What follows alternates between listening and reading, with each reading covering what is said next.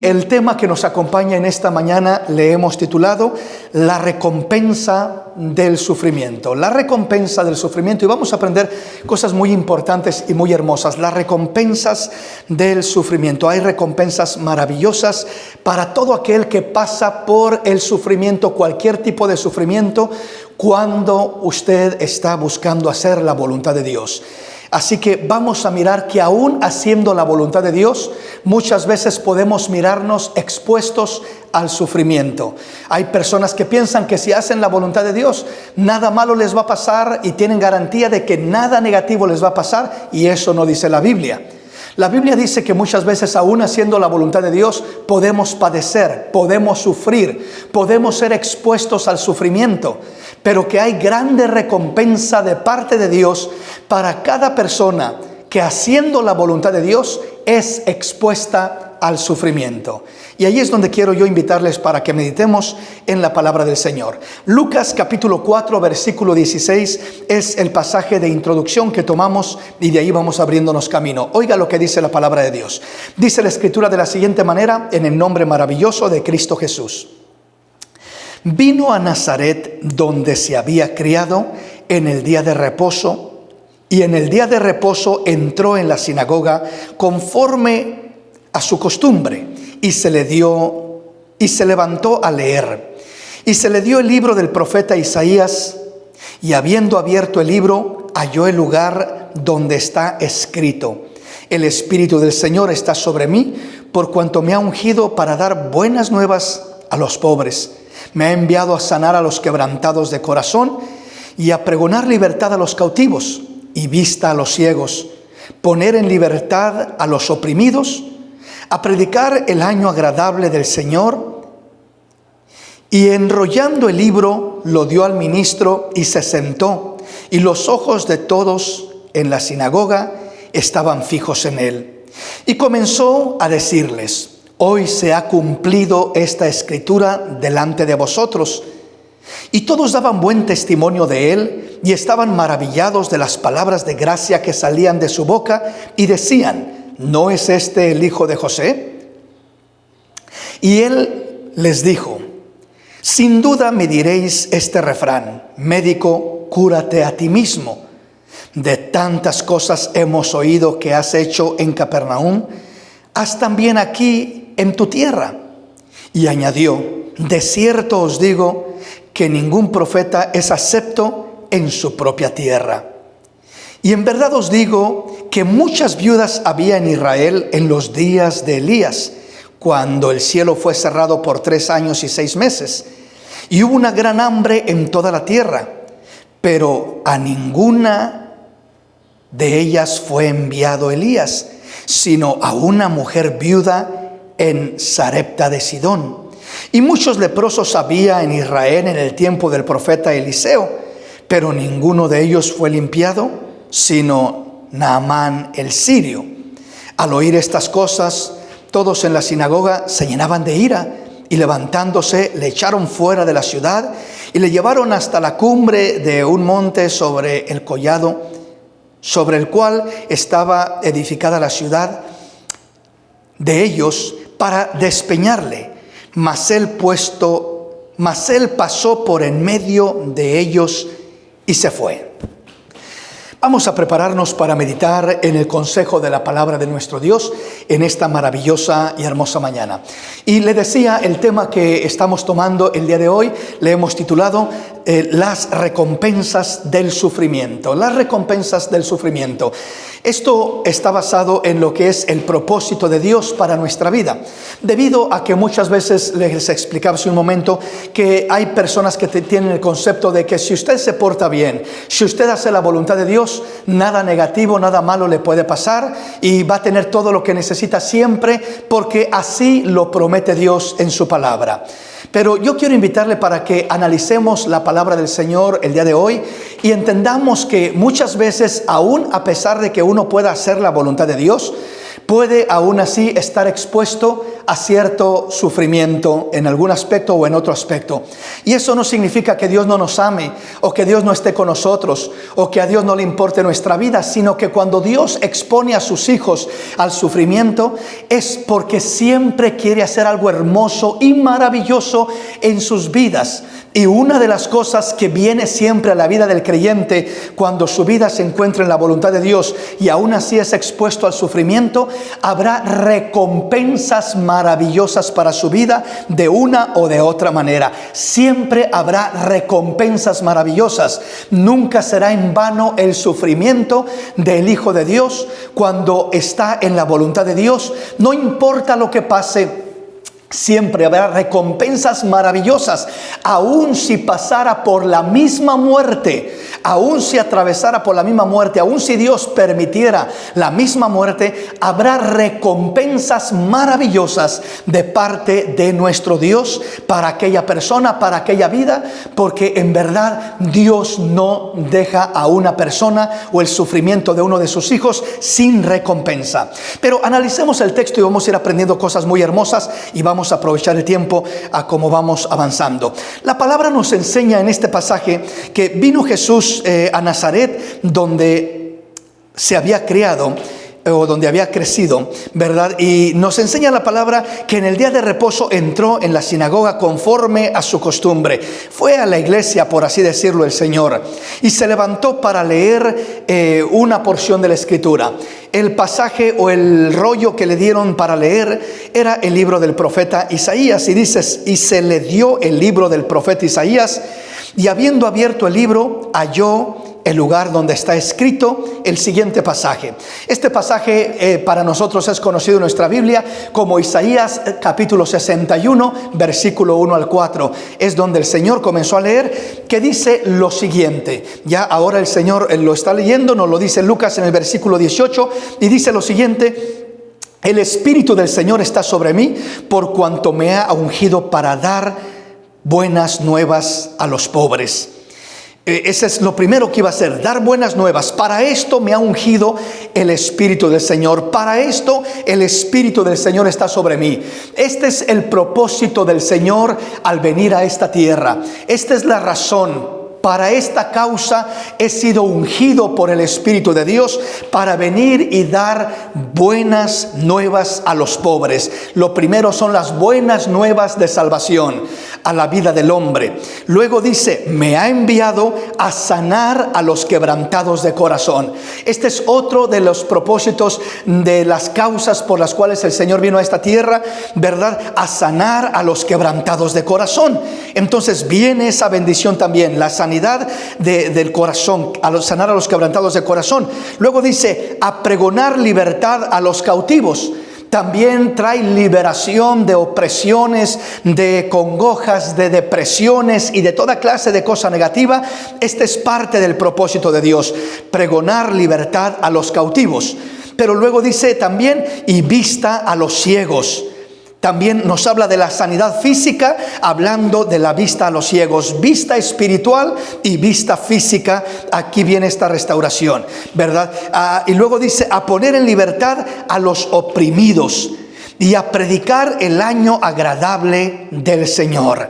Entonces miramos todo lo que el Señor está diciendo, la causa por la cual el Espíritu de Dios está sobre mí, y he venido para ayudar al hombre, para libertar al hombre, para sanar al hombre, para restaurar al hombre, para bendecir al hombre en todos estos aspectos que nos declara este pasaje. Este pasaje es uno de los pasajes más amplios en promesas de Dios para el creyente, promesas de Dios para nuestras vidas, para la vida del hombre que ha creído en Cristo, de ser libertado, de ser bendecido, de recibir buenas nuevas, de ser sanado, de recibir todas estas bendiciones maravillosas de parte de nuestro Dios. Este es uno de los pasajes más completos que nos habla de las diversas bendiciones y promesas de Dios para nuestra vida. Pero ponga atención y sigamos leyendo el pasaje, lo que sigue diciendo enseguida, y dice el versículo 20: y enrollando el libro lo dio al ministro y se sentó. Y los ojos de todos en la sinagoga estaban fijos en él. Vea cómo nos muestra la palabra ya lo que hace el Señor. Enrolla el libro y lo da al ministro y se sienta y todos se quedaron mirando al Señor. ¿Qué va a decir? No ha dicho nada, solamente leyó el pasaje, enrolló el libro, lo dio al ministro.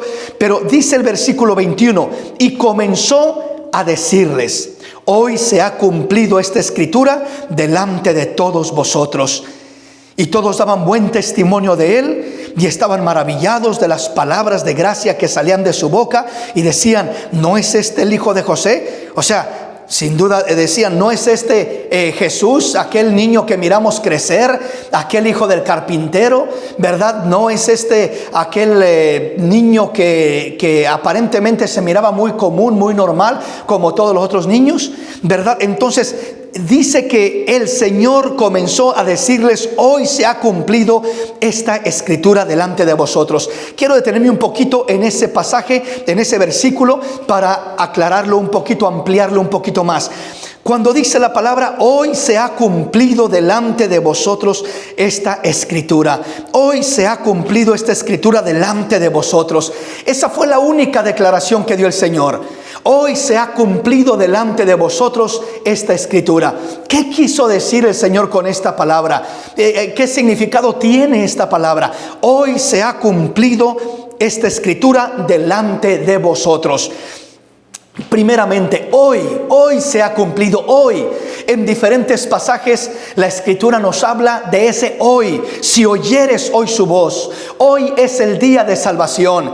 Este es el día que hizo el Señor para gozarnos y alegrarnos en él. Dios, aunque conoce el pasado, el presente y el futuro, trata con el hombre exclusivamente en un presente. El hoy representa, nos habla de un presente. No nos habla de un pasado o nos habla de un futuro, aunque Dios restaura nuestro pasado, aunque Dios prepara y trabaja y nos promete cosas hermosas en nuestro futuro. Sin embargo, Él trabaja exclusivamente en la vida del creyente, en la vida del hombre en general, en un presente. Me refiero, cuando trabaja en un presente, me refiero que Dios no dice: mira, tienes que vivir en el pasado o tienes que vivir en el futuro. No, tienes que vivir en el presente, en el hoy.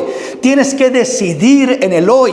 El hombre que no toma decisiones buenas, que no hace cambios, que no emprende metas en el hoy, en el presente, nunca hará nada de su vida. Nunca podrá trabajar Dios con una vida que quiere vivir del pasado o que quiere vivir del futuro. Cuando digo quiere vivir del pasado, hay personas que viven de los fracasos del pasado. Es que mire, yo fracasé, es que mire lo que yo he pasado, es que mire lo que yo he vivido y por eso no soy feliz. Viven del pasado. Mientras sigan viviendo del pasado, nunca tendrán un futuro para vivir en él y nunca podrán disfrutar el presente en el que viven. Entonces ese hoy resuena dándole a entender al hombre que el hombre tiene que tener un trato con Dios en el presente y no vivir en un pasado o en un futuro. Es decir, repito, el pasado puede ser de fracasos donde el hombre está pensando en el ayer, ¿verdad?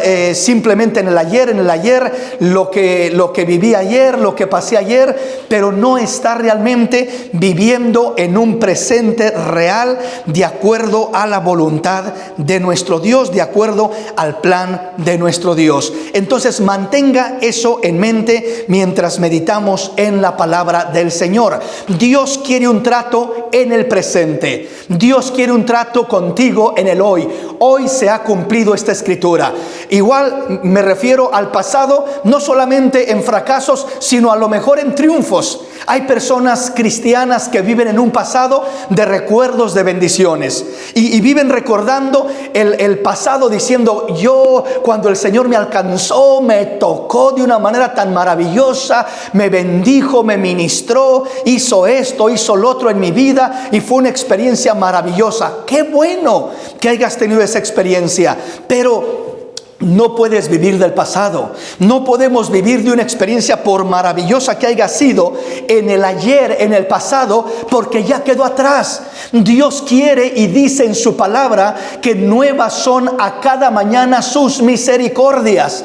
No dice que vivas de la misericordia de hace una semana atrás, del mes pasado. Dios no quiere que vivas de la misericordia que Él tuvo de ti hace 20 años que te alcanzó, y que todavía sigas viviendo solamente de esa experiencia y esa misericordia y esa gracia que derramó Dios hace 20 años atrás, o hace un mes atrás, o hace un año atrás. Dios dice: nuevas son a cada mañana mis misericordias para tu vida.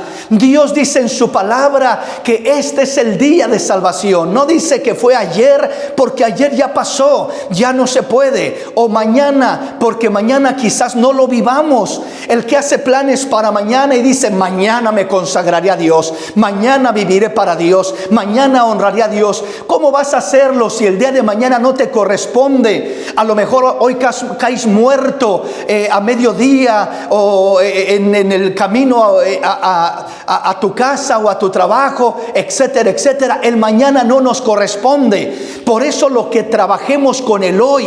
Dios es un Dios del presente. Dios es un Dios del hoy. Hoy te quiere bendecir. Hoy tiene nuevas bendiciones para tu vida. Hoy quiere tratar de una manera muy especial en tu vida.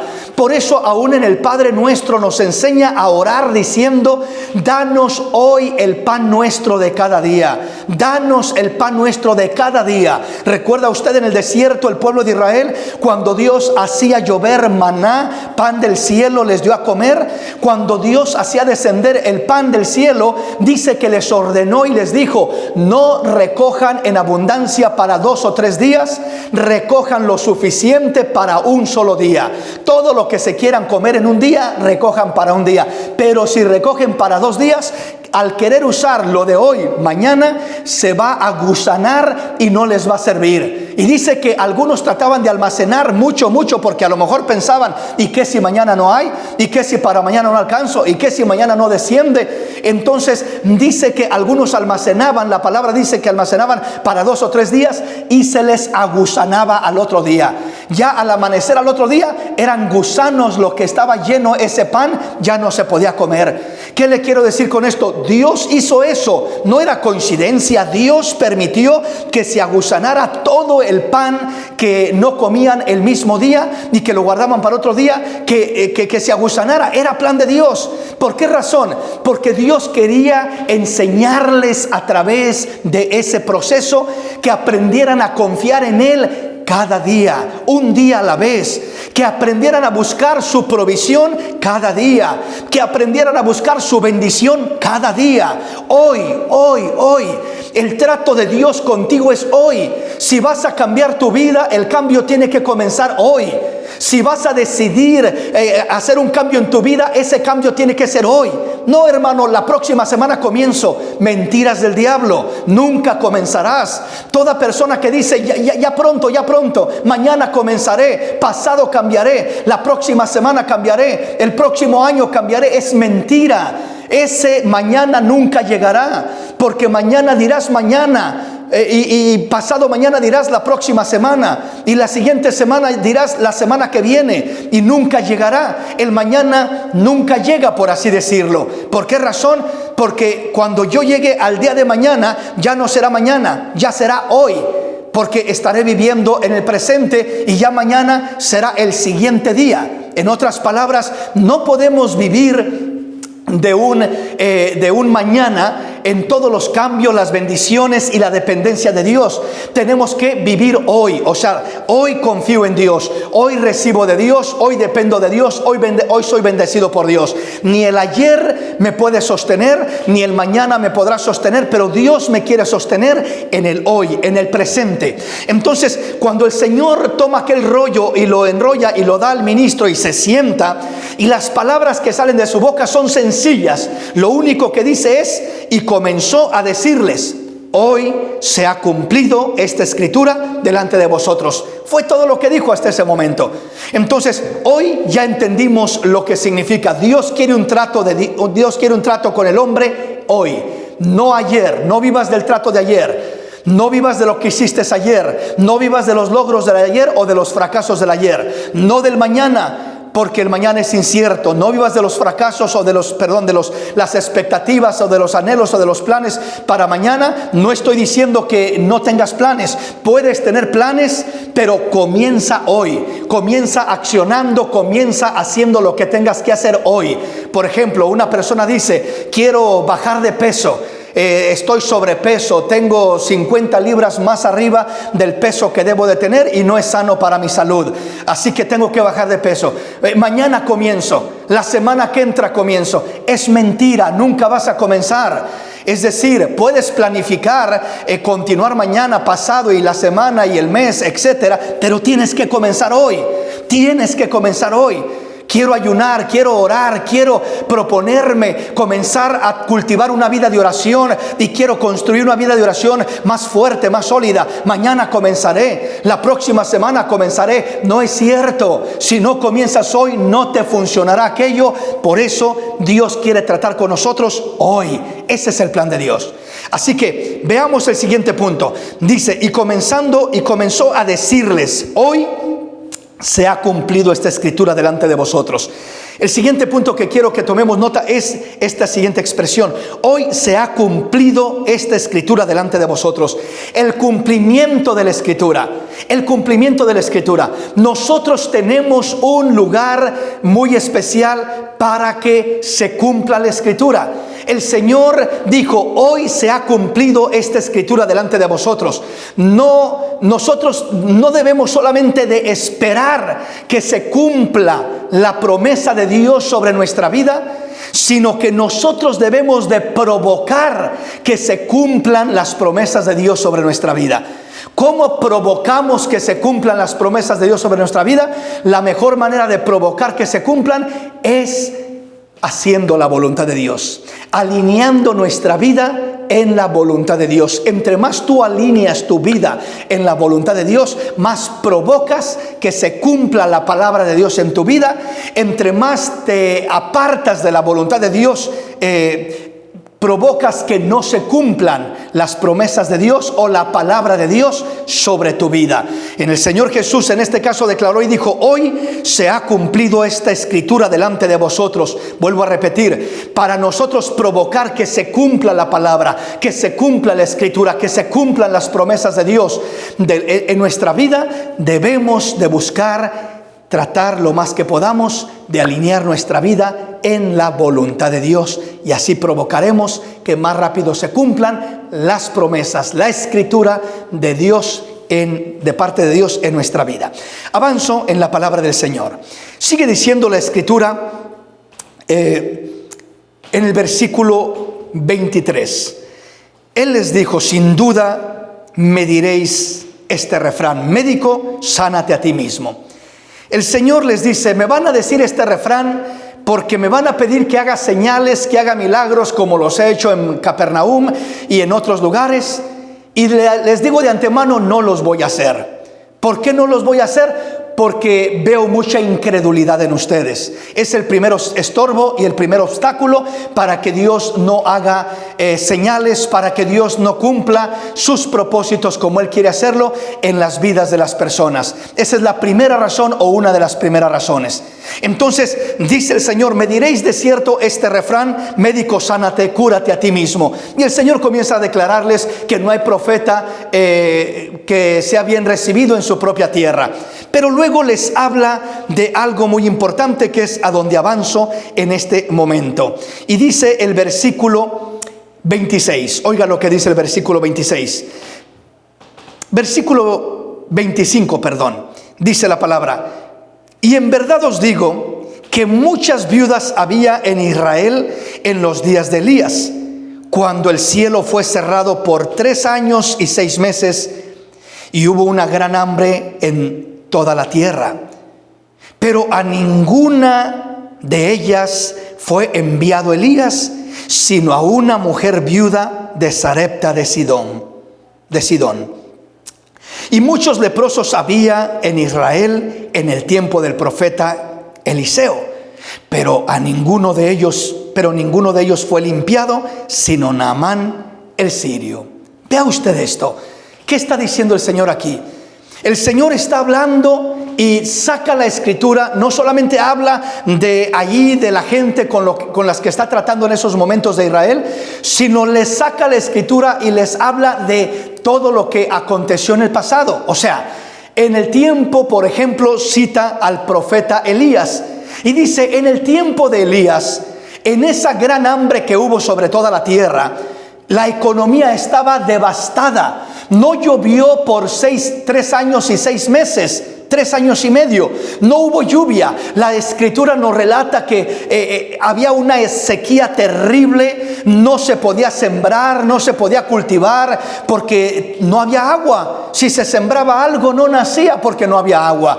Entonces no había ni hierba en el campo. Las bestias estaban muriendo. Todo estaba pereciendo. La gente se estaba muriendo. Era un caos terrible lo que había sobre toda la tierra. Una hambruna terrible que llegó a toda la tierra. Nos muestra la situación cuando la economía se derrumba sobre una ciudad, sobre una nación o sobre toda la tierra, como lo ha sucedido en varias ocasiones en el pasado. Entonces, cuando miramos lo que cita el Señor Jesús, habla de aquel tiempo de hambre terrible en el tiempo de Elías, y dice la palabra, ¿cuántas viudas había en Israel? Pero ¿a cuántas viudas fue enviado el profeta Elías? A ninguna. Solamente fue enviado a una viuda, y ni siquiera fue enviado a una viuda de Israel. Fue enviado a lo que fue una viuda de Sarepta, de Sidón. Es decir, una viuda, si usted quiere, de una ciudad pagana, de una ciudad donde no eran ni creyentes, no era un pueblo de Dios, por así decirlo. Y allá fue enviado el profeta Elías para proveer para la viuda y para que Dios proveyera para él a través de la misma viuda. Entonces miramos ese desarrollo, esa situación. ¿Qué nos está diciendo el Señor a través de ese pasaje? Que el Señor trabaja en sus propósitos como Él quiere. ¿Acaso amaba más a los de Sidón que a los de Israel? Yo no creo que amara más al pueblo de Sidón que al pueblo de Israel. No dice que proveyó para todo el pueblo de Sidón, sino dice que simplemente para una viuda de Sarepta de Sidón. Entonces a las viudas de Israel no fue enviado el profeta Elías. Luego nos habla del profeta Eliseo y dice, y el profeta Eliseo, en los días de Eliseo, ¿cuántos leprosos había en esos días? Había muchos leprosos. Pero ¿qué quiere decir esto? Dice que el profeta no fue enviado sino a Naamán el sirio, para que lo sanara, para que le diera una ordenanza de meterse, sumergirse en las aguas del Jordán y ser limpiado de aquella lepra que tenía. ¿Por qué fue enviado a un general de los sirios? ¿Por qué a Naamán el sirio? Los sirios eran un pueblo pagano que aborrecían a Israel. Pero fue enviado a un sirio para sanar a un sirio. Los propósitos de Dios son en veces difíciles de entender. Uno no entiende completamente y ahí es donde uno no se debe de frustrar. Dios no envió a Naamán a todos los leprosos de Israel o a todos los infectados de Israel, sino que lo envió a Naamán el sirio. Entonces ahí es donde quiero que entendamos primeramente lo que estamos mirando. Primeramente nos habla de las promesas. El Señor dice, el Espíritu de Dios está sobre mí, me ha ungido para dar buenas nuevas, para sanar enfermos, para libertar cautivos, para quitar la opresión de los oprimidos, y comienza a hablar de todas esas promesas maravillosas a todo aquel necesitado. Ahí nos está hablando el Señor de las promesas, de su palabra tan maravillosa por la cual Él vino a dar promesas. Sin embargo, aunque nos está hablando de promesas, de dar promesas, aún enseguida nos dice que no todos los israelitas recibieron, sino que fue una viuda de Sarepta y fue un leproso de los sirios que fue sanado y fue bendecido.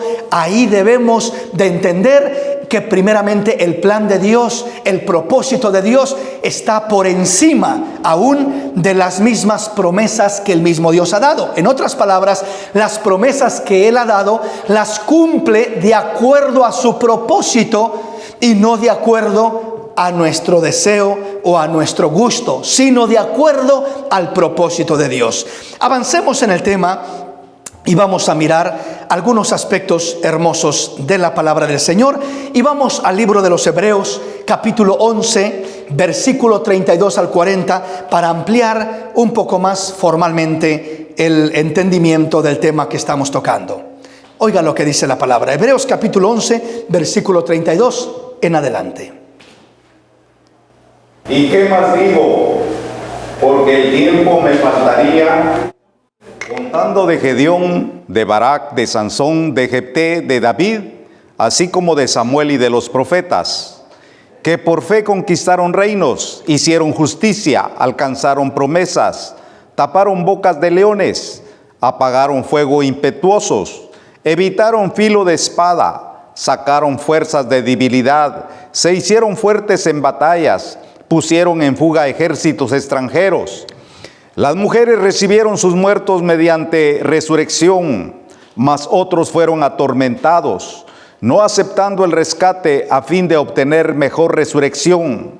Otros experimentaron vituperios y azotes, y a más de esto, prisiones y cárceles. Fueron apedreados, aserrados, puestos a prueba, muertos a filo de espada. Anduvieron de acá para allá cubiertos de pieles de ovejas y de cabras, pobres, angustiados, maltratados, de los cuales el mundo no era digno, errando por los desiertos, por los montes, por las cuevas y por las cavernas de la tierra. Y todos estos, aunque alcanzaron buen testimonio mediante la fe, no recibieron lo prometido, proveyendo Dios alguna cosa mejor para nosotros, para que no fuesen ellos perfeccionados aparte de nosotros. Qué tremendo y qué clara es la Escritura, ampliando el concepto de lo que estamos hablando. Cuando el Señor Jesús, primero allá en Lucas donde leímos, nos habla de las promesas y luego nos habla de, en este caso, de que no todos recibieron las promesas.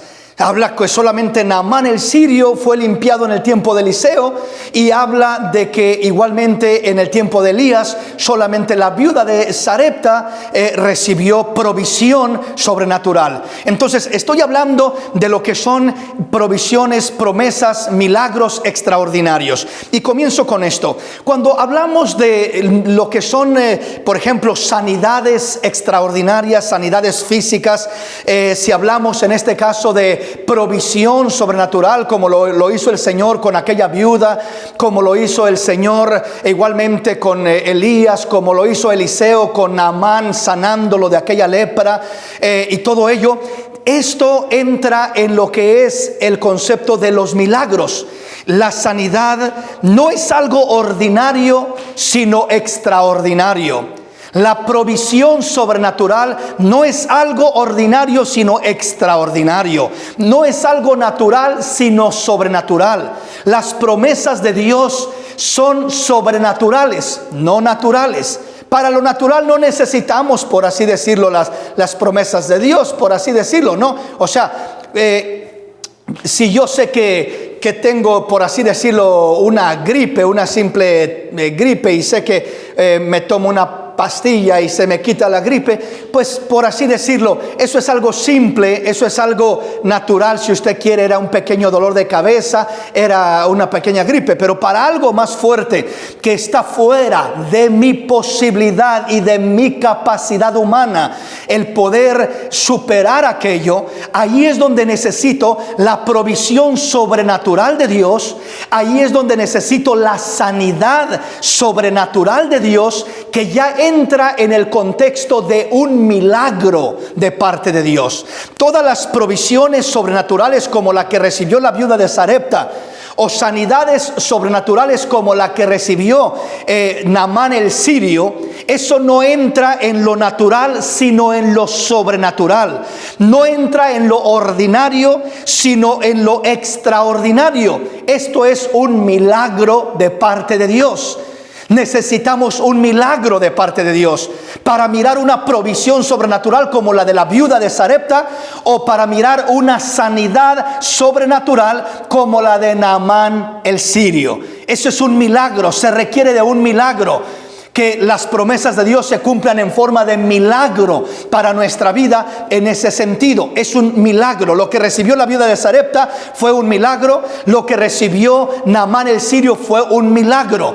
Entonces, para recibir un milagro de parte de Dios, esto, repito, es un acto de Dios sobrenatural. Es un acto sobrenatural, extraordinario de parte de nuestro Dios. Entonces, le aclaro esto con las siguientes palabras.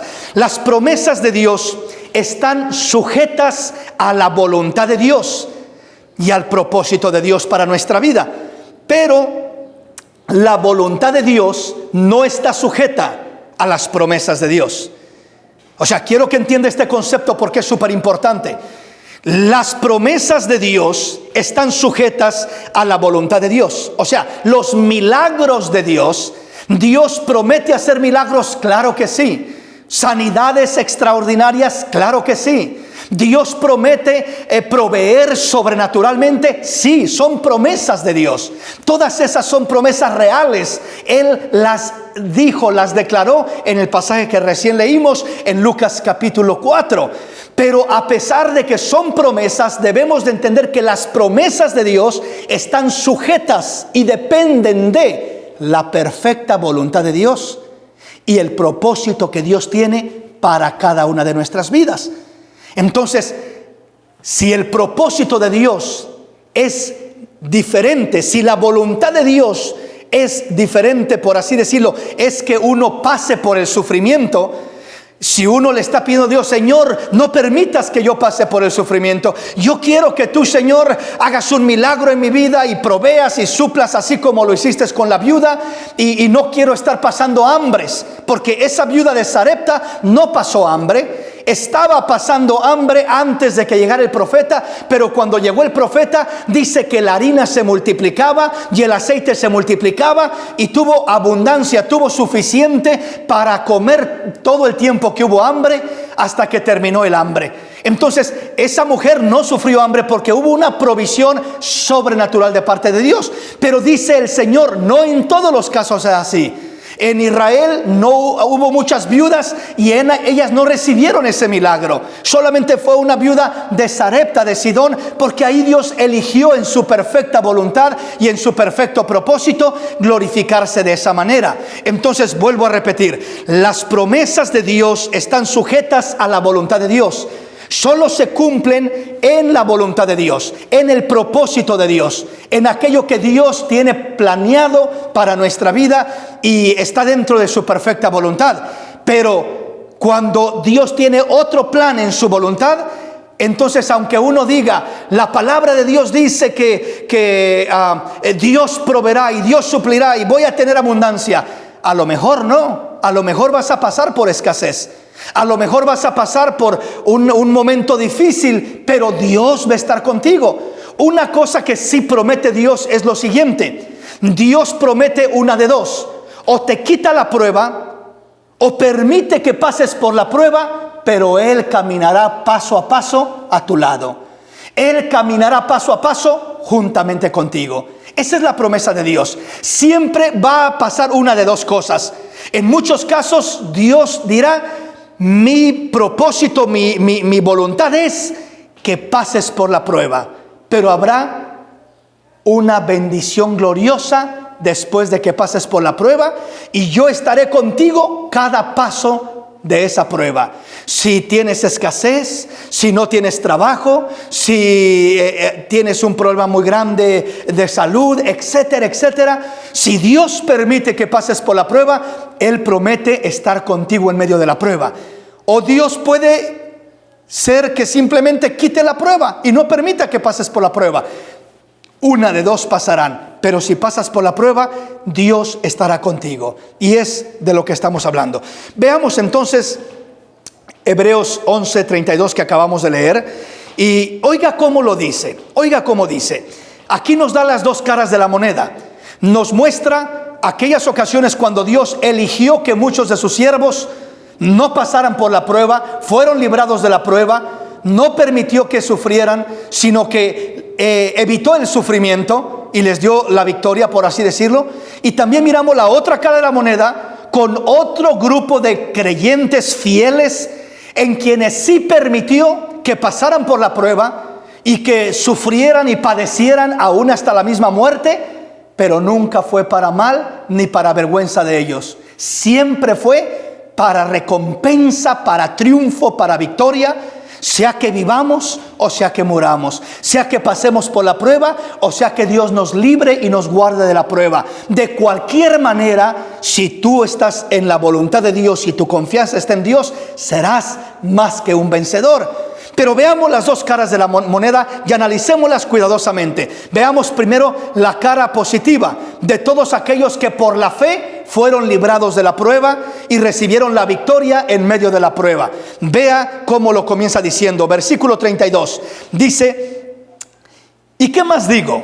Viene hablando todo el capítulo 11, el escritor de los Hebreos, de los héroes de la fe. Viene hablando de todos los que recibieron bendiciones y recibieron triunfos y logros, desde Abel y desde todos los otros hombres en toda la trayectoria. Abel, Noé, Abraham, David, y viene hablando de todos los siervos.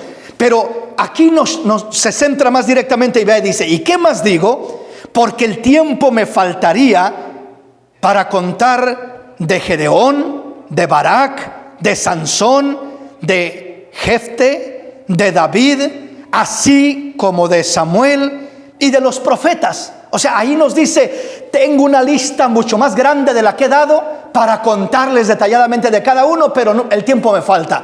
Por tanto, les relato brevemente. Dice, todos esos hombres como tuvieron victorias grandes y gloriosas en diferentes batallas. David contra el gigante Goliat. Y bueno, tantos pasajes que hay en la Escritura que podríamos citar.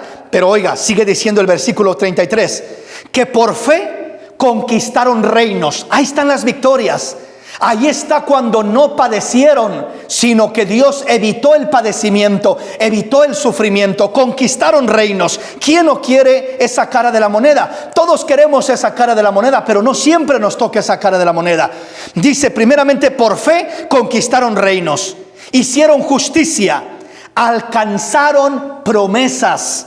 Alcanzaron promesas. Todo esto se recibe por la fe. Y el que alcanza la promesa, pues al alcanzar una promesa, si yo alcanzo la promesa de cobertura, de protección, alcanzo la promesa de ser librado de la prueba, de ser librado etcétera, del problema, pues qué bonito, qué lindo. Y esa es una cara de la moneda. Taparon bocas de leones. Nos sigue diciendo, apagaron fuegos impetuosos, evitaron filo de espada, sacaron fuerzas de debilidad, se hicieron fuertes en batalla, pusieron en fuga ejércitos extranjeros.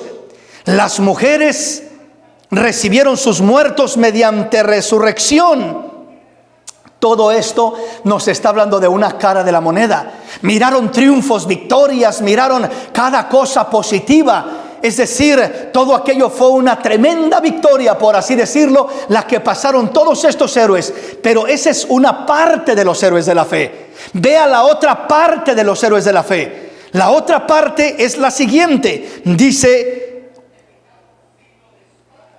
el versículo 35, una vez más, las mujeres recibieron sus muertos mediante resurrección, mas otros fueron atormentados.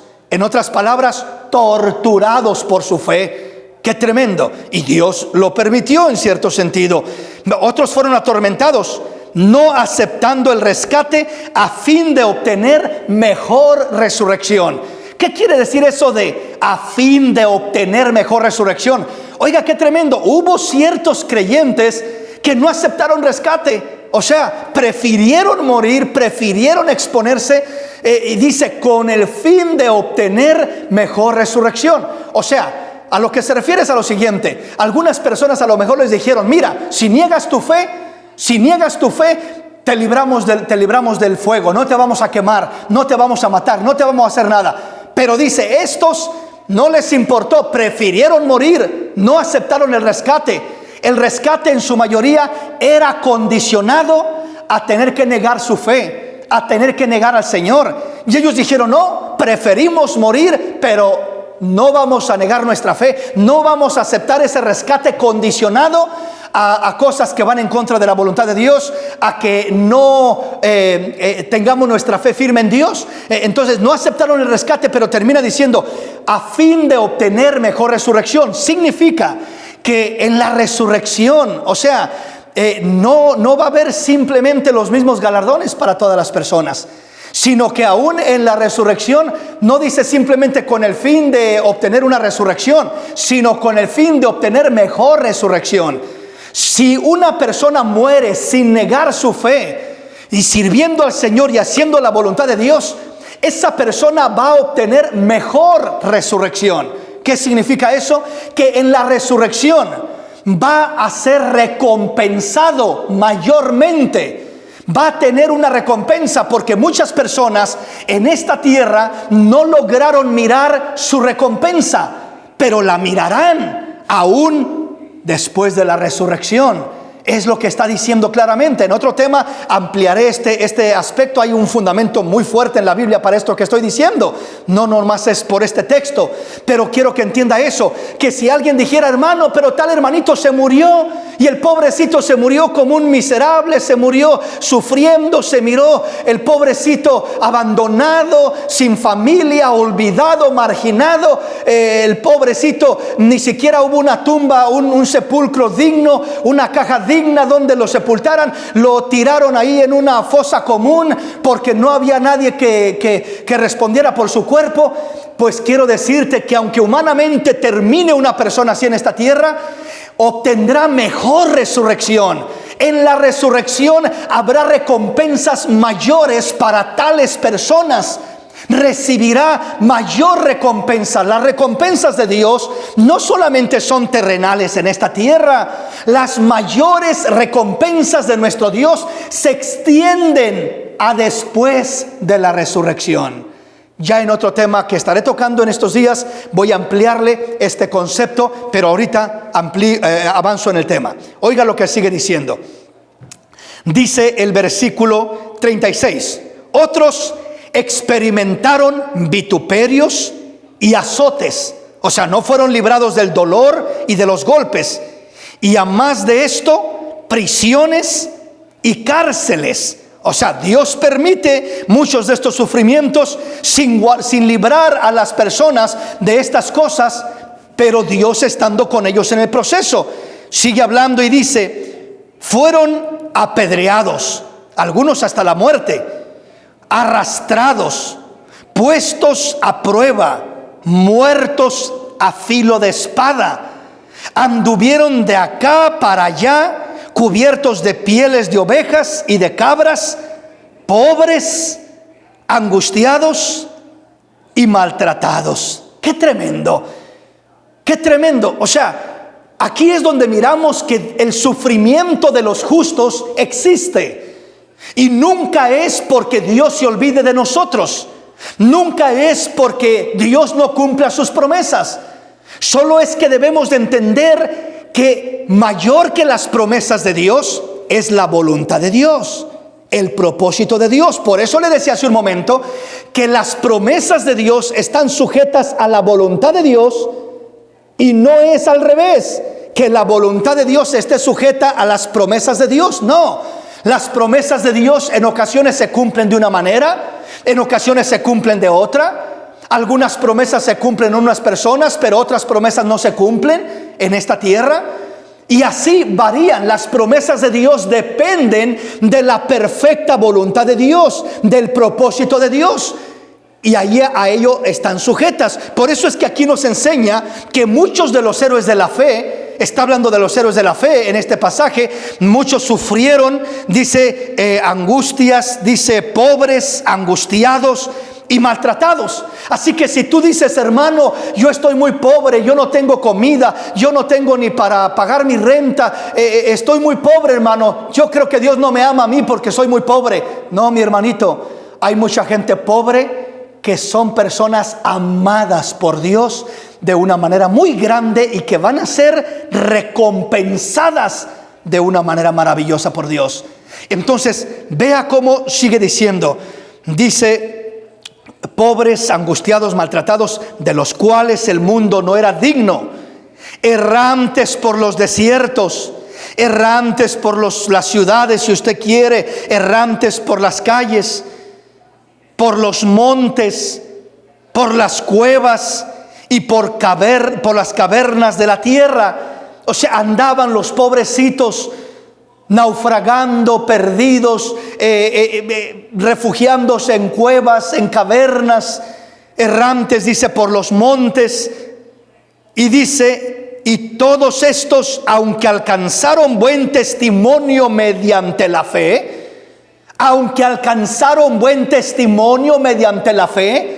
¿qué quiere decir eso? Tenían buen testimonio, tenían fe. Alguien puede decir, no, es que si le pasa algo malo, es que no tenía fe. Eso es lo que quiero que entendamos, que no es así. Es que si se enferma del coronavirus, es porque no estaba cubierto con la sangre de Cristo. Es que no entendemos lo que significa las promesas de Dios y la voluntad de Dios. Estar cubiertos con la sangre de Cristo, creer y tener una fe y un buen testimonio y tener una fe firme, no significa que vas a ser librado de la prueba o del sufrimiento. Posiblemente sí, posiblemente no. ¿De qué depende? De la voluntad de Dios, del perfecto propósito de Dios para nuestra vida. Por eso aquí miramos los dos grupos. El primer grupo nos habla de los que fueron librados y tuvieron victoria. Un David que con una honda y una piedra mata a un gigante Goliat y lo reciben con danzas y diciendo, Saúl mató a sus 1000 y David a sus 10,000, y lo alaban y lo elogian y lo exaltan y lo engrandecen. Pues qué bonito cuando eso pasa. Pero eso no siempre pasa, eso no siempre sucede. Y aquí miramos el ejemplo de cuando dice el versículo 39, termino con esto, dice, y todos estos, aunque alcanzaron buen testimonio mediante la fe, no eran personas cobardes, no eran personas que dudaban, no eran personas que andaban mal con Dios, pecadores. No, alcanzaron buen testimonio mediante la fe. Pero dice, no recibieron lo prometido. No recibieron lo prometido.